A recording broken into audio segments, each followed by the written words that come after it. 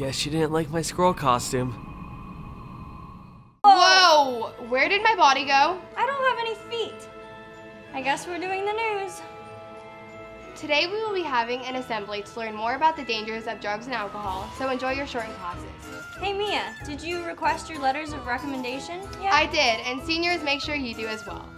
Tomorrow we will be having an open house and the ACT is tomorrow, so good luck to everyone who's taking it. Now let's hear about our robotics team.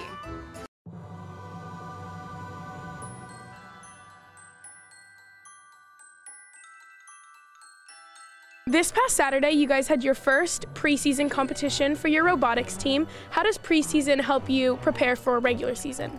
So it was really great because we just got to learn a lot more and work on a lot of new things as we built this robot. It was a lot lower stakes, so we didn't feel too bad about taking risks and trying new different techniques, such as using mechanism wheels that can go any direction and different things that we weren't familiar with. So what exactly does it take to build a robot? Well, it takes a lot of time. We stayed every day after school in the past week to work on the robot, and we got it done and we got it testing, and a lot of the newer members, which was great, they got to get their hands, and they got to get involved in the robot. And lastly, how did your recent competition go? So it was really great because we just got to gain more experience with the competition. Because there's usually only about 2 per season, it is sometimes hard to get experience.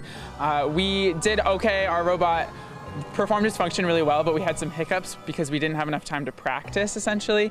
But we left on a really high note. Our last match we did super good, and it was really just a great time to try out new things. Let's hear from Sarah to learn about what Mission and Ministry is up to.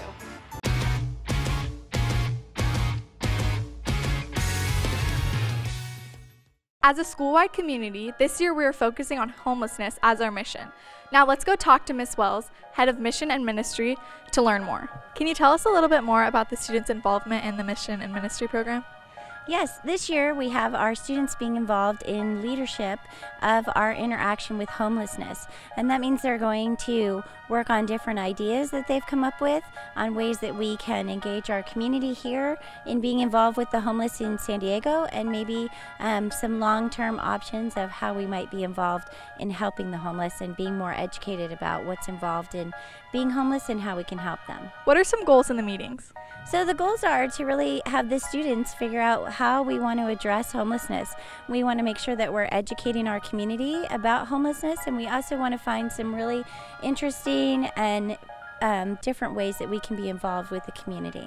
And finally, how can students get involved? So they can contact us in Mission and Ministry. You can email Mrs. Wells, or you can email Mr. Grammy or Mr. Hurt, and any of us would be able to tell you when meetings are and get you on the meeting list. And we have meetings once a week or every 2 weeks. Remember, Dons, make sure to stop by DeSales 105 to get more involved in the Mission and Ministry program. Thanks, Sarah. Now to social media.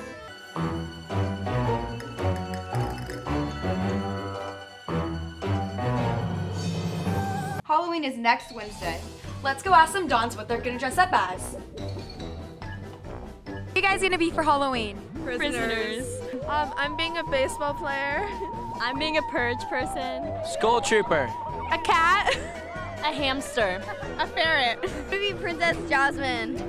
I'm gonna be a pirate. Peanut butter. Jelly. I'm gonna wear a morph suit.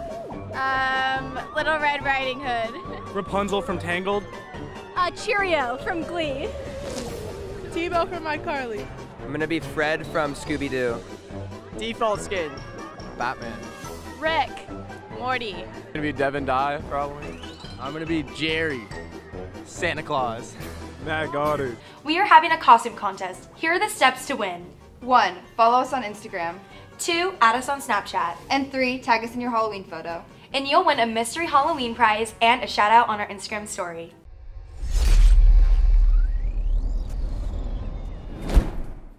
Hey Dons, I'm Kendall Mariano. And I'm Emily Pringle. And we're from ASB, and we're here to tell you about the 2018 Halloween dress code. So costume don'ts: don't wear anything skin tight. And don't wear anything too short.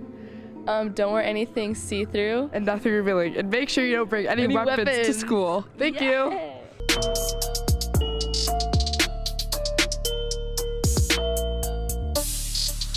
What's up, Dons? Your fall sports seasons are coming to an end, but are going full speed into their postseason playoffs. Your Dons football team had last week off due to a forfeit from Lincoln, but are on the road this week playing an away conference game at Point Loma High School at 6:30 p.m.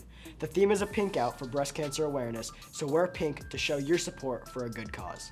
Your varsity boys water polo team beat Valhalla and Grossmont over the weekend and beat Coronado 12-4 on Wednesday.